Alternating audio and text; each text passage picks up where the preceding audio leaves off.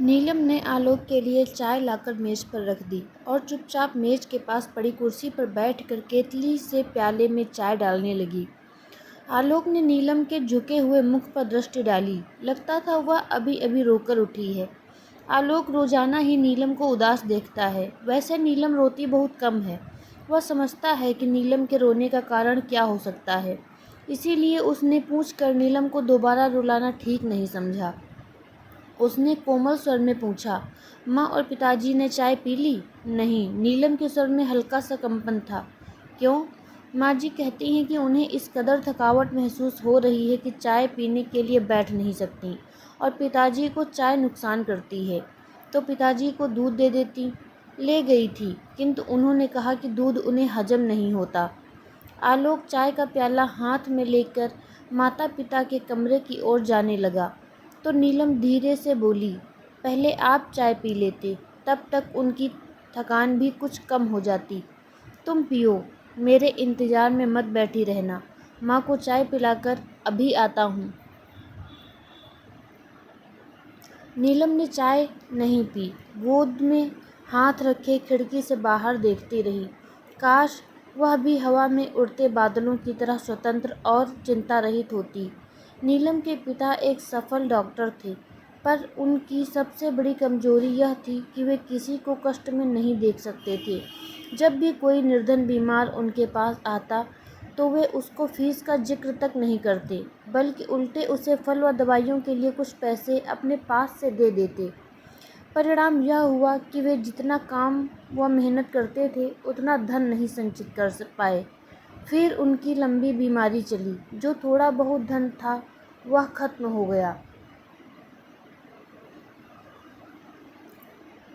उनकी मृत्यु के बाद सिर्फ एक मकान के अलावा और कोई संपत्ति नहीं बची थी।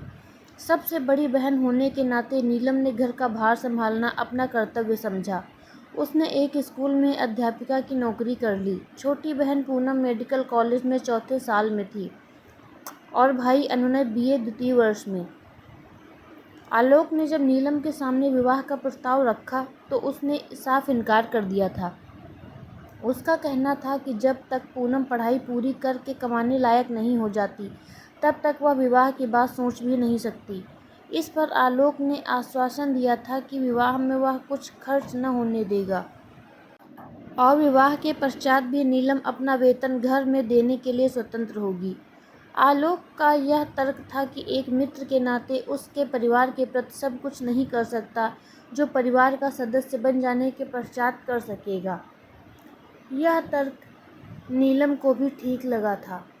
कभी कभी अपनी चिंताओं के बीच वह खुद को बहुत ही अकेला व असहाय महसूस पाती थी। उसने सोचा, यदि उसे आलोक जैसा साथी, जो उसकी भावनाओं को अच्छी तरह समझता है, मिल गया, तो उसकी चिंताएं कम हो जाएंगी।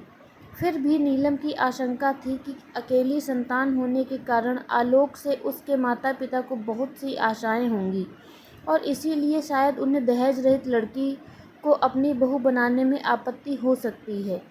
पर आलोक ने इस बात को भी टाल दिया था। उसका कहना था कि उसके माता पिता उसे इतना अधिक प्यार करते हैं कि उसकी इच्छा के सामने वे दहेज जैसी बात पर सोचेंगे भी नहीं। आलोक के पिता प्रबोध राय एक साधारण ऑफिस असिस्टेंट की हैसियत से ऊपर न उठ सके थे।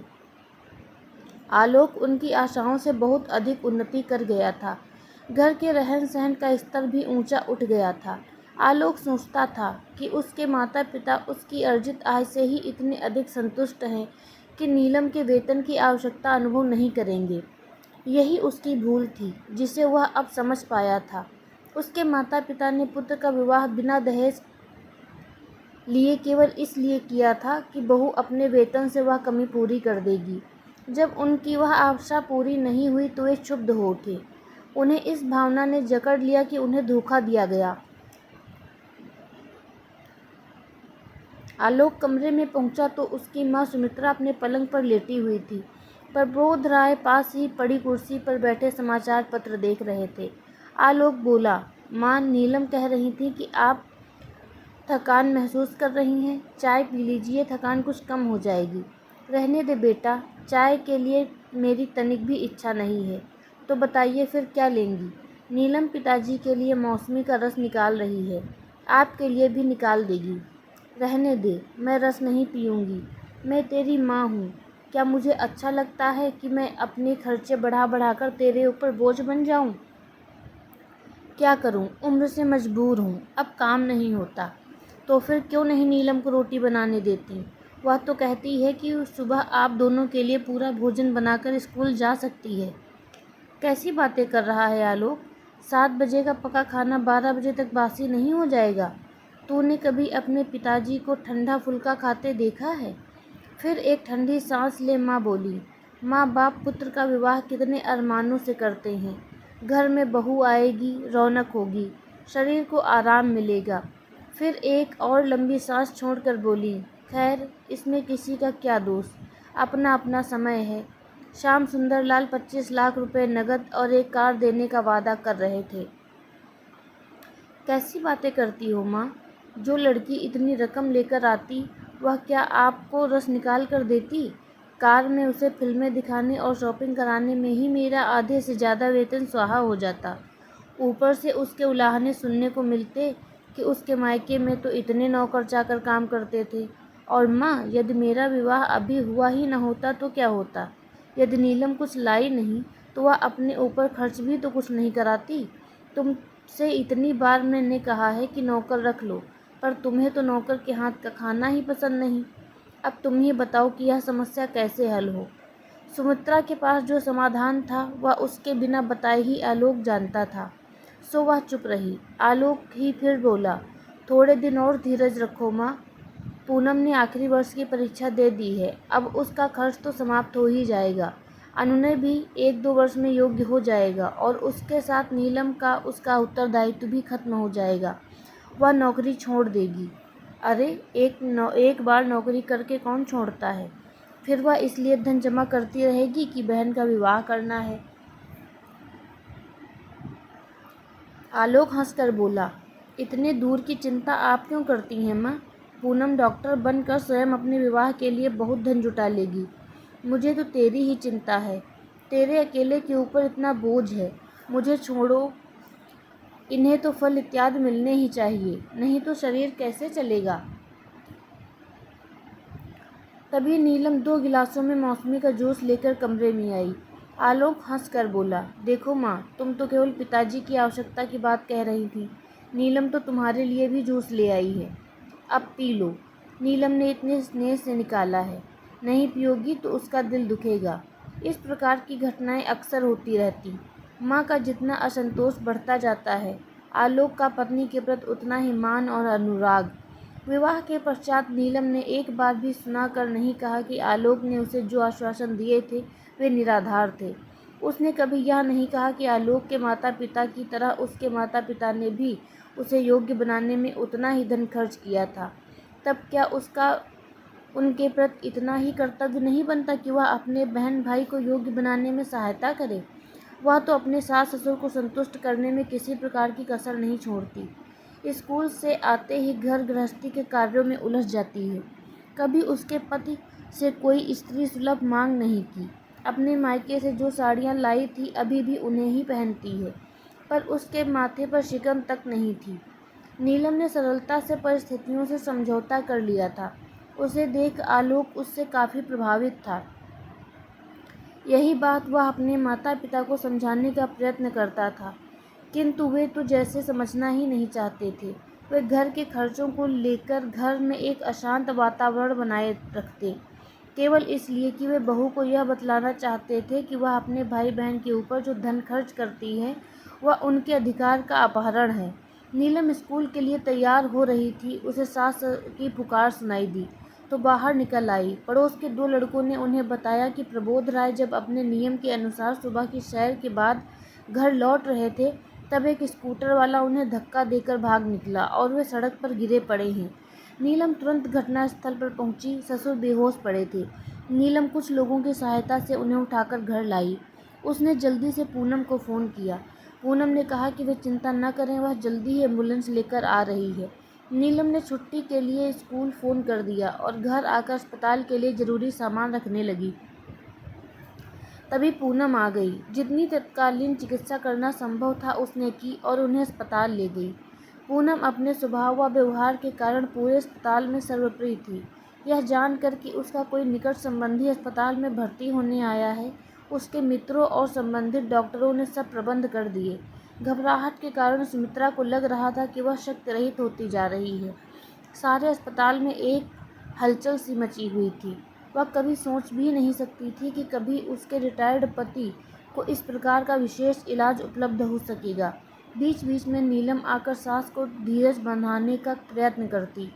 आलोक ऑफिस के कार्य से कहीं बाहर गया हुआ था। नीलम ने उसे भी इस घटना की सूचना दे दी।